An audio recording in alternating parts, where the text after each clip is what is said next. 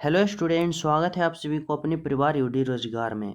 GD constable के जितने भी विद्यार्थी हो, यह क्लास आप सभी के लिए most important and most selected class होने वाला है, क्योंकि यह जो क्लास होने वाला है प्रीवियस ईयर प्रश्न पत्र का सॉल्यूशन होने वाला है, जो कि 23 फरवरी 2024 का प्रश्न पत्र है। 2:30 से 3:30 के बीच यह प्रश्न पूछा गया था, यानी थर्ड शिफ्ट का यह क्या है प्रश्न पत्र है जीडी कांस्टेबल 2024 का। इस क्लास में मैथ का जितना भी प्रश्न है, यानी 20 प्रश्न है, 20 प्रश्न का सॉल्यूशन 5 to 7 सेकंड में कराया जाएगा। तो आप लोग सभी प्रश्नों को बारीकता से लगाना और यहाँ पे हर एक प्रश्न को समझते चलना है, ठीक है। क्योंकि फाइनल एग्जाम में हम नंबर इंक्रीज करने का एक ही मूल मंत्र है, प्रीवियस ईयर प्रश्नों का ज़्यादा प्रैक्टिस करो, ठीक है। तो जो न्यू हो चैनल सब्सक्राइब कर लेना, ताकि हर शिफ्ट का सॉल्यूशन का नोटिफिकेशन मिल सके। क्लास को लाइक शेयर जरूर करना। चलो शुरू करते हैं। पहला प्रश्न मैथ का। मैथ का पहला प्रश्न देखो क्या पूछा गया है, समझना। यहाँ पे मैथ का पहला प्रश्न पूछा गया है कि अनिल एक मेज को 20% का हानि पर बेचता है। 20% का हानि पर बेचा। यदि वह 160 रुपया अधिक बेचा होता ना, तो 20% का लाभ होता। देखो यहाँ पे एग्जामिनर कर रहा है कि अनिल ने एक मेज को 20% के हानि पर बेच दिया, 20% के हानि पर बेचा। अगर वह 160 रुपया और ज़्यादा में बेचता ना, तो 20% का लाभ होता, ठीक है। तो 25% लाभ कमाने के लिए उसे कितना क्या करा है, तो 25% अर्जित करने के लिए मेज का विक्रय मूल्य कितना होना चाहिए, यानी 25% लाभ कमाएगा तो उसे कितना रुपया में बेचना चाहिए, ये एग्जामिनर पूछ रहा है। तो सिंपल तरीका से यहाँ सबसे पहले क्या करो, तो क्रय मूल्य निकालो। क्रय मूल्य मान लिया एक्स। अब देखो बेच रहा है तो बेचा जाता है किस पे, तो क्रय मूल्य पे बेचा जाता है। जैसे देखो क्रय मूल्य एक्स है, कह रहा है 20% का हानि पर बेचा। यह क्या किया, 20% का हानि पर बेच दिया। और यहाँ पे कह रहा है 20% का लाभ कमाना है, यानी 20% का लाभ कमाया। ये 20% का हानि हुआ, ठीक है। लेकिन कह रहा है ना 20% का लाभ कमाता, वह कब कमाता, जब वह 160 रुपया में अधिक पे बेचता। समझ पा रहे हो, 160 रुपया अधिक पर बेचता। अब यहाँ से देखो हमारा क्रय मूल्य निकल जाएगा। देखो यहाँ पे क्या होगा, एक्स होगा और गुने का 20 20 40 और बटा का यहाँ पे 100 होगा और बराबर यहाँ पे 160 होगा। अब इसको काटोगे 4 मरतम, यानी एक्स बोले तो क्या, तो क्रय मूल्य बराबर कितना आया 400। ये क्या निकल गया, तो ये क्रय मूल्य निकल गया 400। अब कर रहा है यहाँ पे हमारा एग्जामिनर, समझना। अब कह रहा है कि 25% लाभ कमाने के लिए कितना पर बेचना चाहिए, तो 25% लाभ पर। तो यहाँ पे देखो क्रय मूल्य कितना है भाई, तो 400 है। 25% लाभ कमाने के लिए तो 125 बटा का 100। अब यहाँ पे 2 जीरो से 2 जीरो काटो और यहाँ पे 125 गुने का 4 करोगे तो कितना आएगा, तो 4 पचे का 20 बाकी 2। अरे यहाँ पे 12 24 36 12 चौका 48 और 48 दो कितना होगा 50। यानी कितना रुपया में उसे बेचना चाहिए, तो 500 रुपया में। यानी राइट आंसर क्या होगा, ऑप्शन नंबर 3 होगा, जो कि क्या है, तो बिल्कुल सही है, बिल्कुल सत्य है। आपका राइट आंसर ऑप्शन नंबर 3 है। समझ रहे हो यहाँ तक सभी विद्यार्थी। तो चले नेक्स्ट पे। देखो अगला प्रश्न क्या कर रहा है, 2 नंबर का प्रश्न। 2 नंबर का प्रश्न यहाँ से पूछा जा रहा है कि 30,000 रुपया का मूलधन 7% वार्षिक ब्याज की दर से चक्रवृद्धि ब्याज कैसा हो, तो वार्षिक हो, उधार पर लिया जाता है, तो 2 बरस के लिए धनराशि कितना होगा। सिंपल यहाँ से देखो क्या कह रहा है, तो प्रिंसिपल कितना है भाई, तो 30,000 रुपया है, 30,000 है। अगर हम दर की बात करें आर बराबर तो कितना है, तो 7% है। अगर हम यहाँ पे समय की बात करें तो समय कितना है, तो समय 2 साल है। अब हमसे पूछ रहा है कि धनराशि क्या होगा, यानी मिश्र धन। तो सबसे पहले यहाँ से क्या करो, तो यहाँ से आप लोग ब्याज निकाल लो। तो ब्याज कैसे निकालोगे, तो देखो चक्रवृद्धि ब्याज है। अब चक्रवृद्धि ब्याज का आप लोग फार्मूला निकालोगे। अगर फार्मूला निकालोगे तो थोड़ा सा टाइम लगेगा। अगर सिंपल तरीका से यहाँ निकाल सकते हो, शॉर्ट तरीका से, तो कैसे निकालोगे, देखो यहाँ पे क्या करा है, प्रिंसिपल। प्रिंसिपल कितना है भाई, तो प्रिंसिपल यहाँ पे 30,000 है। अब प्रिंसिपल का भाग हम प्रिंसिपल से देंगे, यानी 100 से देंगे। अब कर रहा है कि प्रिंसिपल का भाग प्रिंसिपल से देंगे 100 से। अब हमें ब्याज निकालना है, तो ब्याज हमें गुना करना होता है। अब ब्याज निकलता है कैसे, तो शॉर्ट तरीका से देखो ब्याज निकलता है दर और समय से। दर और समय से कैसे निकलता है, तो दर 7% है, समय 2 बार है। अगर समय 3 बार आता, समय 4 बार आता, जितना बार समय रहेगा उतना बार सक्सेसिव निकालेंगे। तो सक्सेसिव यहाँ समय 2 बार, तो 2 बार निकालेंगे। यानी 7 प्लस का 7 और प्लस का 7 और गुने का 7 और बटा का 100 होगा। अब यहाँ देखो 7 7 14 हो गया और प्लस का 7 गुने का 7 49 होगा और 2 अंक के बाद दशमलव है तो यहाँ पे दशमलव होगा, यानी हमें यहाँ से 14.49 ये क्या आ गया, तो ये हमारा यहाँ से ब्याज आ गया। अब हमें ब्याज निकालना है तो यहाँ पे गुना करना है 14.49। अब इसको हल करोगे यहाँ से चक्रवृद्धि ब्याज निकलेगा। अब देखो दशमलव हटाओगे तो 2 जीरो आएगा। अब 2 जीरो से ये 2 जीरो और यहाँ पे क्या हो गया, तो यहाँ पे 2 जीरो से ये 2 जीरो, ठीक है। अब इसको गुना कर लो। अब गुना करोगे तो देखो 9 तिया 27 का 7 बाकी 2, 4 तिया 12, 12 2 कितना होगा 14 का 4 बाकी 1, और 14 28 14 तिया 42, 42 और 1 43। ये निकला क्या, तो ये निकला हमारा क्या निकला, तो ये CI निकला। अब CI निकला, लेकिन हमें पूछ रहा है कि धन राशि क्या होगा, यानी मिश्र धन क्या होगा। तो मिश्र धन निकालने के लिए हमें मूलधन जोड़ना पड़ेगा। अब देखो मूलधन कितना है 30,000। अब 30,000 को हमें क्या करना पड़ेगा, तो 30,000 को हमें यहाँ पे जोड़ना पड़ेगा, किस में, तो ब्याज में। ये क्या है, तो ये प्रिंसिपल। अब प्रिंसिपल और ब्याज को जोड़ते हैं तो हमें अमाउंट प्राप्त होता है, यानी 7 होगा, 4 होगा, 3 होगा, 4 होगा, 3 होगा, यानी 34 34 7। देखो 34 34 7 जो है आपका राइट आंसर ऑप्शन नंबर 3 है। बिल्कुल सही, बिल्कुल सच। यहाँ से आप लोग फार्मूला भी लगा सकते हो, अमाउंट बराबर फार्मूला था P/1 + R/100 पर पावर n। यहाँ से भी निकाल सकते हो, अगर शॉर्ट तरीका से निकालना चाहते हो तो ऐसे निकाल सकते हो, ठीक है।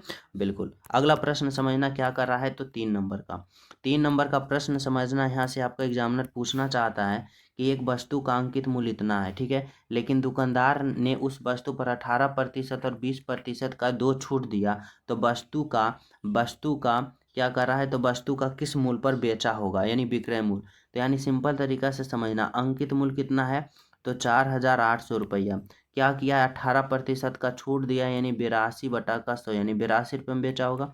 फिर 20% का छूट दिया, यानी यहाँ पे क्या किया, तो 80/100। अब देखो 2 जीरो से 2 जीरो काट दो, 1 जीरो से 1 जीरो काट दो। अब यहाँ से क्या करो, तो यहाँ से गुना कर लो। देखो अगर यहाँ से हम गुना करना चाहते हैं तो यहाँ से क्या हो जाएगा, तो यहाँ पे 8 दूना, इन दोनों को पहले गुना करो, 8 दूना का 16। यहाँ पे देखो अगर हम यहाँ पे इकाई अंक पता करते हैं तो देखो 8 दूना का 16 6, और 6 8 48। देखो यहाँ भी 8 है, यहाँ भी 8 है, तो 2 ऑप्शन में इकाई अंक है, तो यहाँ से हमें पूरा गुना करना पड़ेगा। देखो इन दोनों को गुना करो, 8 दूना 16, यहाँ पे कितना होगा, 8 दूना का 16 के 6 बाकी 1, 8 8 64 1 65। अब इतना गुने का यहाँ पे 48 होगा, और बटा का यहाँ पे 10 हो गया, ठीक है। अब यहाँ से हमें क्या करना पड़ेगा, तो गुना करना पड़ेगा। सिंपल तरीका से जब इसको गुना करेंगे तो यहाँ पे कितना आएगा, 31488 इतना आएगा, और जब 10 से हम उसे भाग देंगे तो 1 दशमलव यहाँ पे आ जाएगा, यानी हमारा राइट आंसर कितना होगा, तो हमारा राइट आंसर ऑप्शन नंबर 2 होगा, जो कि क्या है, तो बिल्कुल सही है, बिल्कुल सत्य है। आपका right answer option number 2 is the correct answer, ठीक है। तो चलिए नेक्स्ट प्रश्न पे। तो देखो अगला प्रश्न समझना क्या कर रहा है। 4 नंबर का प्रश्न है, देखो क्या कर रहा है, यहाँ पे समझना। 4 नंबर का प्रश्न यहाँ से आप सभी से पूछा जा रहा है कि वह न्यूनतम मान क्या है जिससे यदि 140 में जोड़ा जाए तो यह 5 और 6 से पूर्णतः विभाज्य हो। जब भी ऐसा प्रश्न आपका एग्जामिनर पूछे तो सिंपल तरीका से क्या करना होता है, समझो। कह रहा है हमें वह न्यूनतम मान, कम से कम वाले मान को पता करना है जो इतना इतना से पूर्णतः विभाज्य हो।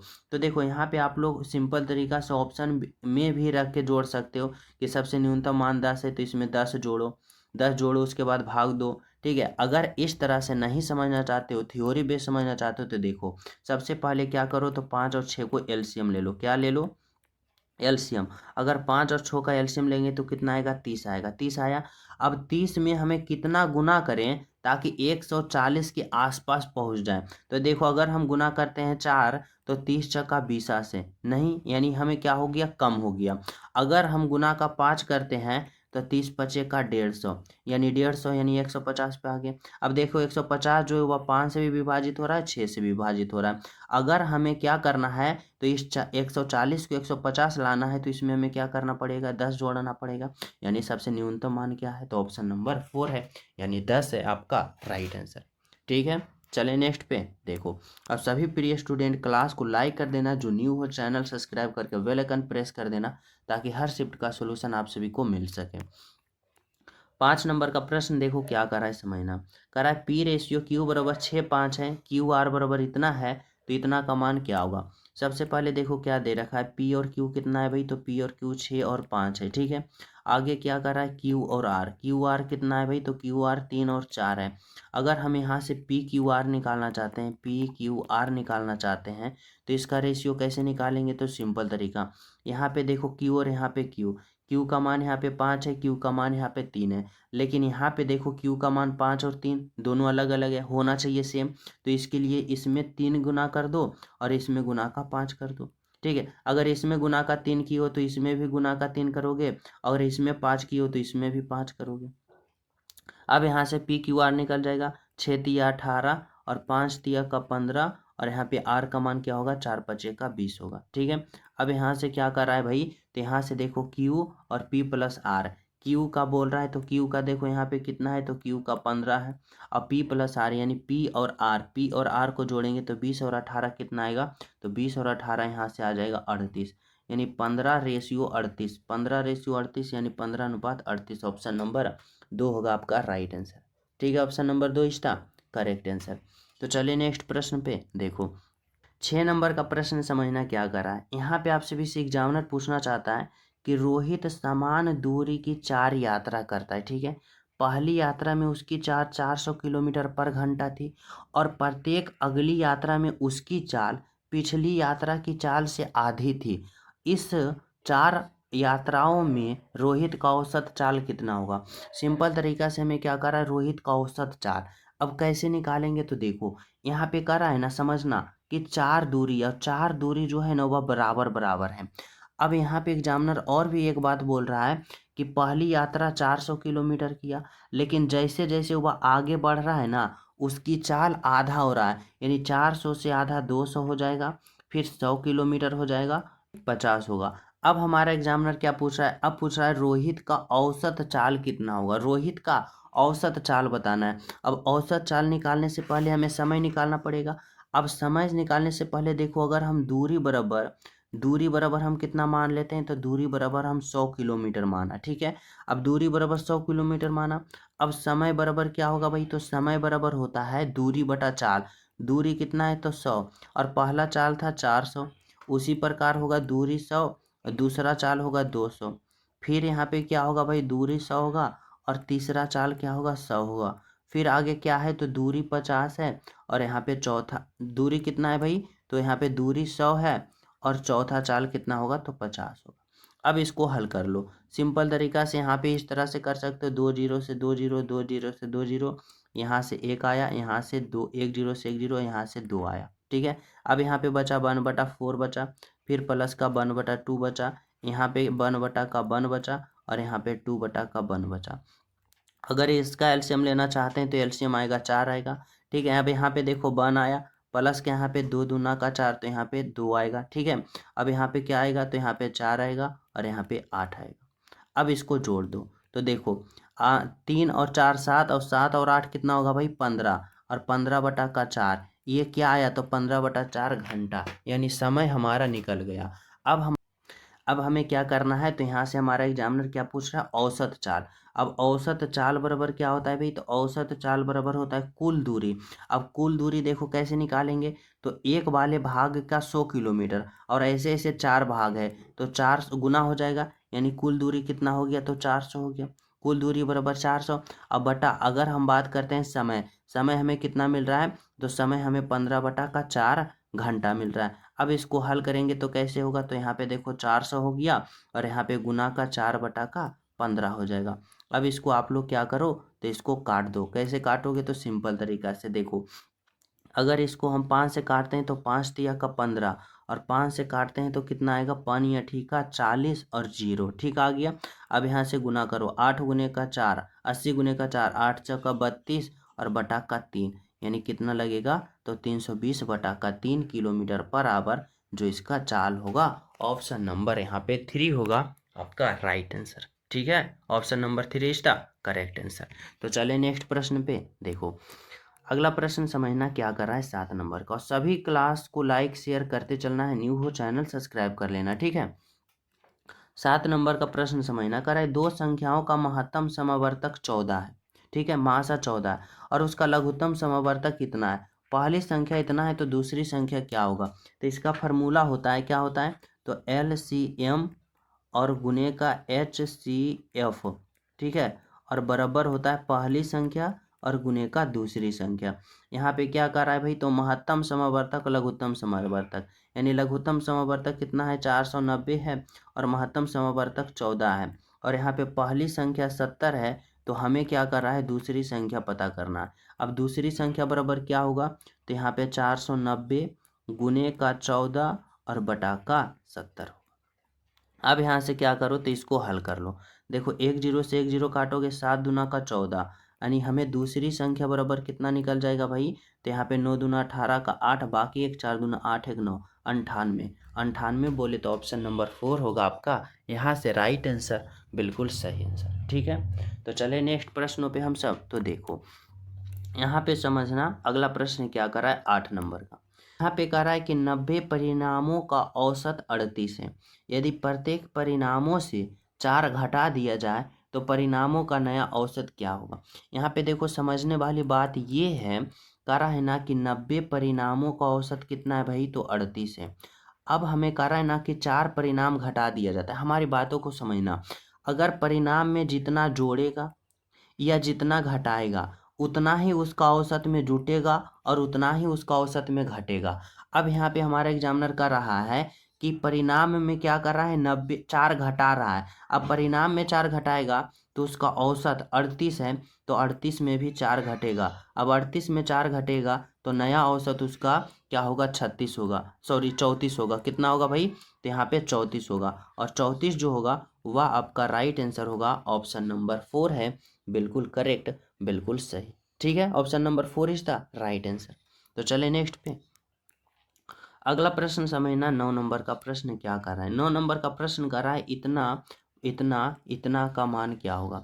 देखो यहाँ पे बोर्ड मास का प्रयोग किया गया है। अब बोर्ड मास का प्रयोग होने से पहले हम पहले कोष्ट का प्रयोग करते हैं। अब कोष्ट वाले में हल कैसे करते हैं पता है, सबसे पहले छोटी कोष्ट, फिर मंझली कोष्ट और फिर फाइनल वाले कर देते हैं। जैसे देखो इसमें छोटा ये वाला है, तो पहले इसका टोटल का मान निकालो। तो देखो पहले प्लस वाले प्लस होगा, प्लस यहाँ पे प्लस वाले को प्लस साथ जोड़ दो, ठीक है। तो यहाँ पे देखो 30 20 50, और 50 और 30 कितना होगा, 80। 80 हो गया, और 80 में आप लोग क्या करो, तो 10 को घटा दो। अब 80 में 10 को घटा देंगे तो हमें प्राप्त होगा 70, यानी हमें इतना टोटल का मान कितना आ गया, तो 70 आ गया। अब यहाँ पे 55 प्लस में है, 25 प्लस में है, और ये 70 देखो माइनस में आ जाएगा, माइनस में आ जाएगा। अब यहाँ से क्या करो, तो 55 और 25 को जोड़ो।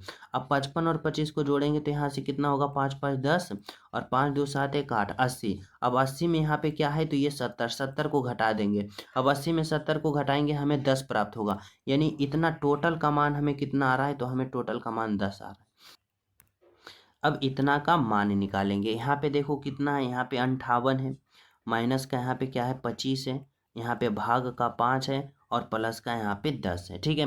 अब इसको हल करना है, तो यहाँ पे 58 होगा, माइनस का 25 होगा, और बटा यहाँ पे देखो सिंपल तरीका से क्या करना है कि 25 में 5 से भाग देंगे, कितना आएगा, 5 बचेगा 25, और प्लस का 10 हो जाएगा। अब हमें प्लस वाले प्लस को जोड़ना है, तो 58 में हम 10 को जोड़ेंगे तो हमें 68 प्राप्त होगा, और 68 में अगर हम 5 का हटा देंगे तो हमें 63 प्राप्त होगा, यानी 63 बोले तो ऑप्शन नंबर 3 होगा आपका राइट आंसर, यहाँ से बिल्कुल बिल्कुल करेक्ट आंसर। समझ पा रहे हो यहाँ तक, ऑप्शन नंबर 3 था राइट आंसर। तो चले नेक्स्ट पे। देखो अगला प्रश्न समझना क्या कर रहा है यहाँ पे, तो यहाँ पे समझना 10 नंबर का प्रश्न क्या पूछना चाहता है आप सभी से आपका एग्जामिनर। कह रहा है 5 विषयों में से 3 विषयों में राकेश का औसत अंक 80 है, ठीक है। अंतिम 3 विषयों का औसत अंक 92 है। यदि तीसरे विषय में उसे 51 अंक है तो सभी 5 विषयों में उसका औसत अंक क्या होगा। देखो यहाँ पे सिंपल समझना, कह रहा है ना कि 5 विषय है, ठीक है, यानी एक विषय 2 विषय, यानी इस तरह से समझना 1 2 3 4 5, ठीक है, ये 5 विषय हैं। अब 5 विषय में यहाँ पे कह रहा है ना कि पहले 3, पहला दूसरा तीसरा, यानी ये पहले 3 का औसत मान कितना है भाई, तो पहले 3 का औसत मान 80 है, यानी पहले 3 का औसत मान 80 है, यानी 8 तिया का 24 240 है।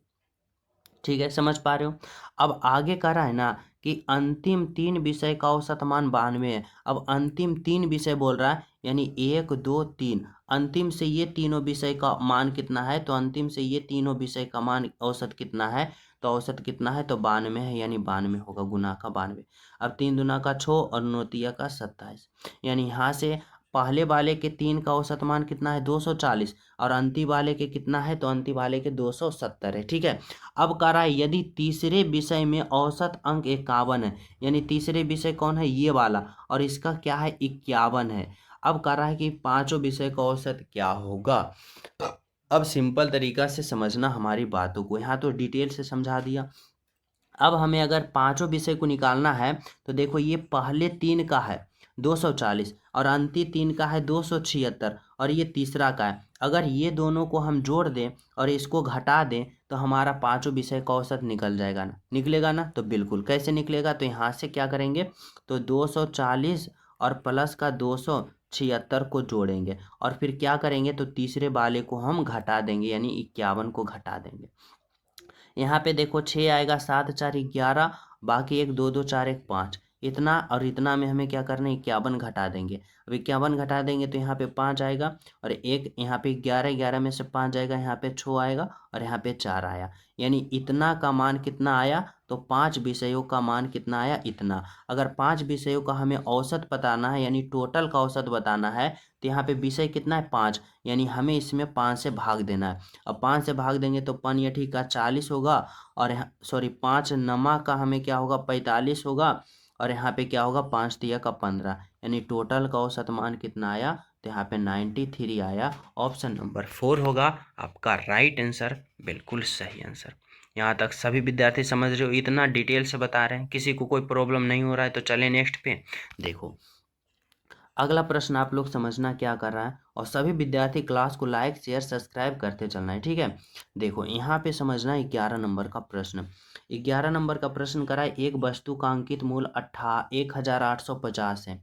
करा है वस्तु पर 60% का छूट दिया जाता है, तो वस्तु का विक्रय मूल्य कितना होगा। सिंपल तरीका से समझना, 1850 रुपया क्या है, अंकित मूल्य, इस पे 60% का छूट दिया, यानी 40/100 किया, यहाँ से हमारा विक्रय मूल्य निकलेगा। अब 1 0 से 1 0, 1 0 से 1 0, 4 5 20 के 0, बाकी 2, और यहाँ पे 8 से का 32, और 32 और 2 कितना, यहाँ पे 4 5 20, बाकी 2, और 18 36 54, 18 चौका 72, और 72 और 2 क्या होगा, 74, यानी राइट आंसर क्या होगा, तो 740 रुपया। 740 रुपया जो ऑप्शन नंबर 1 में है आपका बिल्कुल सही आंसर। ठीक है।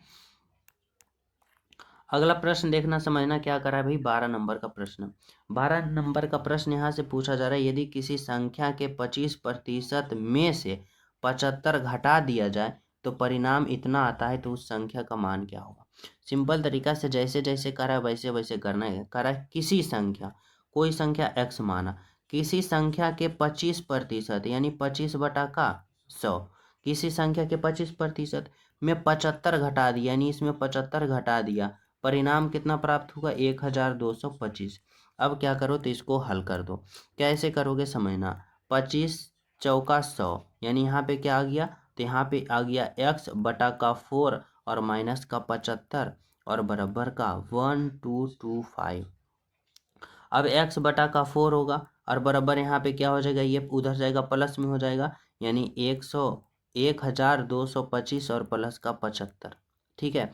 बराबर कितना होगा, 5 5 10 के 0, और 7 और 2 यहाँ पे क्या होगा, तो 9 और 1 10 के 0, बाकी 1 और 12 और 1 13, इतना आया।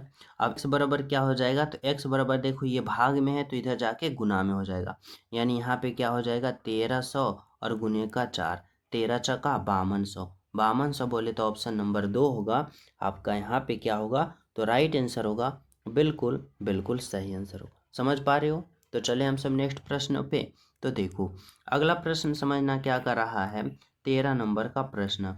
13 नंबर का प्रश्न यहाँ पे आप सभी से पूछा जा रहा है आपका एग्जामिनर के द्वारा, कि 15 आदमी एक घर को 18 दिन में बना सकता है। ठीक है। 12 आदमी उसी घर को कितना दिन में बनाएगा। सिंपल तरीका से समझना, 15 आदमी जो है एक घर को 18 दिन में बना रहा है, तो 12 आदमी उसी घर को कितना दिन में बनाएगा। यानी हमें कितना डे लगेगा। सिंपल तरीका से यहाँ पे काटना शुरू करो। देखो यहाँ से काटोगे 6 दूना का 12 और 6 तिया का 18। अगर यहाँ से हम बात करते हैं तो डी यहाँ पे डे बराबर 15 तिया 45 और बटा का यहाँ पे कितना होगा, यहाँ पे होगा 45 और बटा का यहाँ पे हो जाएगा 2। अब 45 बटा 2 यानी कितना दिन, तो 22.5 दिन। यानी राइट आंसर ऑप्शन नंबर 2 होगा आपका बिल्कुल सही आंसर। ठीक है, तो चले नेक्स्ट पे। देखो यहाँ पे समझना 14 नंबर का प्रश्न करा इतना का मान निकालें। सिंपल तरीका से निकालना है। क्या करना है भाई, तो जैसे जैसे करा वैसे वैसे करना है। यहाँ पे क्या है 96 है गुने का, क्या है भाई 2 है भागा का। अब सबसे पहले कोष्ठ वाले को हल करना है। 82 में 24 घटाओ दोगे कितना आएगा, तो यहाँ पे 4 होगा और यहाँ पे 6 होगा। फिर प्लस का यहाँ पे 43 होगा और गुने का यहाँ पे 3 होगा। ठीक है, अब यहाँ पे इसका मान निकालो। कैसे करोगे तो समझना, यहाँ पे क्या होगा तो 96 गुने का 2 और बटा का 64 आ जाएगा। फिर प्लस का 43 गुने का 3 होगा। अब यहाँ से काटोगे तो 2 तिया 6, 2 दूना 4, इसको काटोगे 3 मरतब। ठीक है, और यहाँ पे कितना आ गया, तो यहाँ पे 3 प्लस का 43 गुने का 3 करोगे तो 3 तिया 9 और 4 तिया 12। यानी यहाँ पे जोड़ोगे तो 9 3 12 का 2, बाकी 1 और 12 1 13। यानी 132 132 आपका राइट आंसर है। ऑप्शन नंबर 1 जो है बिल्कुल करेक्ट है। समझ रहे हो, तो चलिए नेक्स्ट पे देखो। 15 नंबर का प्रश्न समझना क्या करा है। जे के और एल एक पुस्तक को 20 दिन में पढ़ सकता है, पूरा पढ़ सकता है 20 दिन में। जे और के मिलकर उसी पुस्तक को 25 दिन में पढ़ सकता है, तो एल अकेला उसी पुस्तक को कितने दिन में पढ़ेगा। सिंपल तरीका से समझना, यहाँ पे जे है प्लस का के है प्लस का एल है। अब ये जो है कितना दिन में पढ़ता है भाई, 20 दिन में पढ़ता है।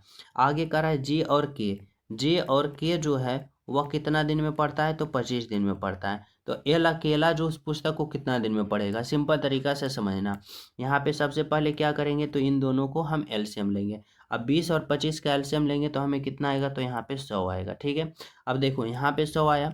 अब देखो यहाँ पे 20 बचेगा 100 और 25 चौका 100। हमसे पूछ रहा है कि एल अकेला उस पुस्तक को कितना दिन में पढ़ेगा। देखो जे के एल जो है 5 दिन में पढ़ रहा है और के जे और के 4 दिन में पढ़ रहा है। अगर हम एल की बात करें तो यहाँ पे देखो, यहाँ पे समझना जे और के जो है ना मिलके 4 दिन में पढ़ रहा है और तीनों मिलके 5 दिन में पढ़ रहा है। तो एल जो होगा अकेले यहाँ पे कितना दिन में पढ़ रहा होगा, 1 दिन में पढ़ रहा होगा, क्योंकि ये दोनों 4 दिन में पढ़ता है तो एल 1 दिन में पढ़ता होगा। अब कह रहा है कि एल अकेला यानी टोटल कितना है 100 और एल अकेला 1 है, तो कितना दिन में पढ़ेगा भाई, तो 100 दिन में पढ़ेगा।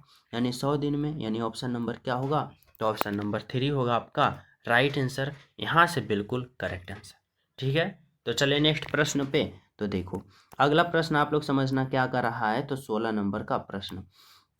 16 नंबर का प्रश्न यहाँ से आप सभी से पूछा जा रहा है कि एक बल्ब के क्रय मूल्य और विक्रय मूल्य का रेशियो इतना है, लाभ प्रतिशत क्या होगा। देखो क्रय मूल्य और क्या कर रहा है भाई, विक्रय मूल्य। क्रय मूल्य कितना है 20 है और विक्रय मूल्य 25 है। लाभ प्रतिशत क्या होगा, तो देखो खरीदा था 20 में, बेचा 25 में, लाभ हो रहा है 5 का। कितने पे, तो क्रय मूल्य पे यानी 20 पे, और गुने का 100 होगा। 20 पचे का 100 यानी 5 पचे का 25। 25% क्या किया भाई, तो लाभ कमाया। ऑप्शन नंबर 4 जो होगा आपका राइट आंसर होगा, बिल्कुल करेक्ट होगा। ठीक है, चले नेक्स्ट पे देखो। अगला प्रश्न है 17 नंबर का। क्या पूछना चाहता है भाई, समझना। कह रहा है मोनिल मोनिल की मासिक आय 18% की कमी हो जाती है। उसकी मासिक आय में लगभग कितने प्रतिशत की वृद्धि होनी चाहिए ताकि वह फिर उसकी वास्तविक आय मासिक आय के बराबर हो जाए। सिंपल तरीका से समझना है। यहाँ पे हमसे कह रहा है ना कि मोनी को जो मासिक है 18% कमी हो गया। अब उसकी मासिक आय में हम कितना प्रतिशत वृद्धि करें ना, ताकि फिर से वास्तविक मासिक आय के बराबर हो जाए। सिंपल तरीका से समझना, यहाँ पे मैं मान लिया कि मोनी का वास्तविक मासिक आय कितना था, तो 100% था। अब कह रहा है 18% का कमी हो रहा है। अब 18% का कमी हो रहा है कितने में, तो 100 में। अब 100 में 18% यहाँ पे कमी हो रहा है, तो 100 में 18% घटाएंगे तो कितना आ जाएगा, तो यहाँ पे 82 का कमी हो रहा है 100 में। ठीक है, अब हमें क्या करना है, कर रहा है वास्तविक मासिक आय, यानी पहले वाले को पता करना है, तो पहले वाले 100 था यानी 100 से गुना कर देना। अब इसको क्या करेंगे, तो इसको हल करेंगे। सिंपल तरीका से समझना, यहाँ से अगर हम इसको काटते हैं कितना मरतम भाई, तो 4 मरतम। देखो यहाँ पे 25 चौका 100, 4 मरतम से कटा 25 बार। अब यहाँ से 4 से काटोगे, 4 दूना का 8 और 4 एकम का 4। अब और कट रहा है, बिल्कुल कट रहा है। कहाँ से, तो यहाँ से देखो 3 मरतम कट रहा है, 3 छक्का 18 और 3 से काटोगे 3 सत्ते 21। यहाँ से कितना आया भाई, तो 25 पचे 25 से 25 छक्का 150, 150 आया। और यहाँ पे 7। अब इसको भाग दोगे कितना मरतम लगेगा, तो 7 दूना का 14, फिर 14 आ गया। फिर यहाँ से कितना आएगा, तो यहाँ पे 7 दूना का 14 और यहाँ पे एक 10 आ गया, फिर 7 एकम का 7, यानी 21 दशमलव कुछ आएगा। और अप्रोक्स में यहाँ पे मान हमारा 22% दे रखा है। तो राइट आंसर क्या होगा, ऑप्शन नंबर 1 होगा, जो कि बिल्कुल सही है, बिल्कुल सत्य। ठीक है, option number A is the correct answer. चले नेक्स्ट पे देखो। अगला प्रश्न समझना क्या कर रहा है, 18 नंबर का प्रश्न। 18 नंबर का प्रश्न यहाँ से पूछना चाह रहा है, एक शंकु की ऊंचाई h बराबर कितना है भाई, तो h बराबर 15 सेंटीमीटर है। आधार की त्रिज्या r बराबर कितना है भाई, तो 14 सेंटीमीटर है। शंकु का आयतन, शंकु का आयतन क्या होता है, 1/3 पाई r स्क्वायर h। अब 1/3 होगा, पाई का मान कितना होगा, 22/7 होगा, और गुने आर का मान कितना होगा, तो 14 गुने का 14 होगा, और गुने का एच का मान कितना है, 15 होगा। अब यहाँ से हल कर देना है। कैसे करेंगे, तो देखो 7 दूना का 14 होगा, 3 से काटोगे 3 पचे का 15 होगा। ठीक है, अब यहाँ पे हमें क्या करना है, गुना करना है। देखो यहाँ से 5 दूना का 10 होगा, और 10 गुने का 200, 10 गुने का 22 करोगे कितना होगा, तो 220 होगा। और बाकी बचा एक 14, तो गुना का 14 कर दो। यहाँ पे 0 होगा, 14 दूना का 28 के 8 बाकी 2, और 14 दूना 28, 28 और 2 30, यानी 30 80, 30 80 बोले तो ऑप्शन नंबर 2 होगा आपका राइट आंसर, बिल्कुल करेक्ट आंसर। ठीक है, तो चले नेक्स्ट पे देखो। अगला प्रश्न समझना क्या कर रहा है, 19 नंबर का प्रश्न। 19 नंबर का प्रश्न यहाँ से पूछा जा रहा है, एक व्यक्ति साधारण ब्याज पर 3 बरस के लिए वार्षिक दर पर एक निश्चित धनराशि उधार दिया। ठीक है, कर 25 बरस में प्राप्त ब्याज उधार दी गई धनराशि से 600 रुपया कम है, तो उधार दी गई धनराशि क्या होगा। सिंपल तरीका से समझना, सबसे पहले क्या दे रखा है, जो कह रहा है 3% वार्षिक दर, यानी आर बराबर क्या दे रहा है भाई, 3%। एक निश्चित धनराशि पर 25 बरस के लिए, यानी समय कितना है भाई, तो टी बराबर समय कितना है, तो समय 25 है। ठीक है, अब कह रहा है ना कि 3% वार्षिक दर से एक निश्चित धनराशि पर 25 बरस में प्राप्त ब्याज उस धनराशि से 600 कम है। यानी प्रिंसिपल में मान लिया यहाँ पे x है, तो ब्याज यहाँ पे क्या कर रहा है, तो ब्याज यानी चक्रवृद्धि ब्याज SI सिंपल इंटरेस्ट कितना होगा, तो यहाँ पे एग्जामिनर ही बता रहा है कि ब्याज क्या होगा। तो 25 परस में जो प्राप्त ब्याज होगा ना, उधार दी गई राशि, उधार देता है प्रिंसिपल, तो उधार दी गई राशि से 600 रुपया कम है, यानी प्रिंसिपल x माना, तो x से क्या है, तो 600 रुपया कम है, ये हमारा ब्याज आ गया। अब कह रहा है उधार दी गई धनराशि यानी प्रिंसिपल बताना है, तो क्या करेंगे, तो सिंपल तरीका से फार्मूला लगाएंगे। SI बराबर क्या होता है, तो P होता है गुने R होता है गुने T/100 होता है। अब SI कितना दे रखा है, तो x माइनस का 600 दे रखा है, और बराबर प्रिंसिपल कितना है भाई, तो प्रिंसिपल हमें x निकालना है, तो x होगा, और यहाँ पे कितना होगा, तो गुने का r कितना है भाई, तो r 3 है। समय की बात करें, समय 25 साल है, और बटा का 100 होगा। ठीक है, अब देखो 25 चौका 100 हो गया। अब यहाँ से अगर हम बात करते हैं, तो यहाँ से हमें कितना प्राप्त हो रहा है, तो यहाँ से देखो x माइनस का 600 प्राप्त हो रहा है, और बराबर का इधर कितना प्राप्त हो रहा है, तो 3x और बटा का 4 प्राप्त हो रहा है। ठीक है, प्राप्त हो रहा है। अब जब हम यहाँ पे कैलकुलेशन करेंगे, तो क्या करेंगे, तो देखो 3x को क्या करेंगे ना, इस तरफ ले लाएंगे तो माइनस में होगा, और 600 के इस तरफ ले जाएंगे तो प्लस में हो जाएगा। अब देखो यहाँ पे क्या हो जाएगा, x होगा माइनस का यहाँ पे 3x बटा का 4 आ गया। यहाँ पे देखो ऊपर में कर देते हैं, यहाँ पे देखो ऊपर में करते हैं, तो यहाँ पे x हो गया, और x इधर आ गया, तो 3x हो जाएगा, और बटा का 4 होगा माइनस में, और इधर क्या चला जाएगा, तो 600 माइनस में है, तो प्लस में क्या आ जाएगा, 600। ठीक है, अब इसको हल करेंगे, तो यहाँ पे 4x LCM, यहाँ पे 4 आएगा। अब देखो यहाँ पे 4x में 3x जाएगा तो क्या बचेगा, तो 4x में 3x जाएगा, x बचेगा, और यहाँ पे क्या हो जाएगा, तो यहाँ पे 600 हो जाएगा। यानी x बराबर प्रिंसिपल बराबर 6 चक्का 24 हो जाएगा, यानी 2400 क्या हो गया, तो 2400 इसका प्रिंसिपल हो गया। ऑप्शन नंबर ए आपका राइट आंसर हो गया। ठीक है, तो चलिए नेक्स्ट पे देखो। 20 नंबर का प्रश्न समझना क्या कर रहा है। 20 नंबर का प्रश्न कर रहा है कि एक मिश्रण में दूध और पानी का अनुपात 8 और रेशियो 21 है, यानी मिल्क और क्या है यहाँ पे, क्या है सॉरी, यहाँ पे पहले पानी है, यानी वाटर और मिल्क का रेशियो कितना है, तो 8 है और 21 है। ठीक है। अब कह रहा है कि दूध इसमें, यदि इसमें दूध पानी से 26 लीटर अधिक है, क्या कर रहा है, 26 लीटर अधिक है, कौन, तो कह रहा है दूध जो है ना पानी से 26 लीटर अधिक है, और यहाँ पे ये मिल्क जो है वह पानी से कितना अधिक है भाई, तो 13 अधिक है। तो कह रहा है मिश्रण में दूध की मात्रा, दूध की मात्रा 21 है तो 21 होगा। अब देखो 13 दूना का 26 और 21 दूना का क्या होगा, तो 42, यानी कितना होगा, 42 लीटर। ऑप्शन नंबर 3 होगा आपका करेक्ट आंसर, बिल्कुल सही आंसर। समझ पा रहे हो। तो चले, तो ये देखो हो गया आप सभी को टॉप 20 प्रश्न का सॉल्यूशन। यहाँ पे हर विद्यार्थी को सभी प्रश्न समझ में आया होगा। जो न्यू हो क्लास को लाइक शेयर जरूर कर देना, जो न्यू हो चैनल सब्सक्राइब करके बेल आइकन प्रेस कर देना। मैं कोशिश करूँगा कि एक दिन में 4 से 5 प्रीवियस ईयर सेट का सॉल्यूशन आप सभी के पास पहुँच सके, क्योंकि टाइम अब बहुत ज़्यादा कम है। ठीक है, तो चैनल सब्सक्राइब करके बेल आइकन प्रेस कर देना। टेलीग्राम का लिंक डिस्क्रिप्शन में, वहाँ भी ज्वाइन हो जाना। तो मिलते हैं आप सभी को अगले क्लास में, अगले शिफ्ट वाले प्रश्न का सॉल्यूशन में। जब तक सभी को हमारे तरफ से जय हिंद।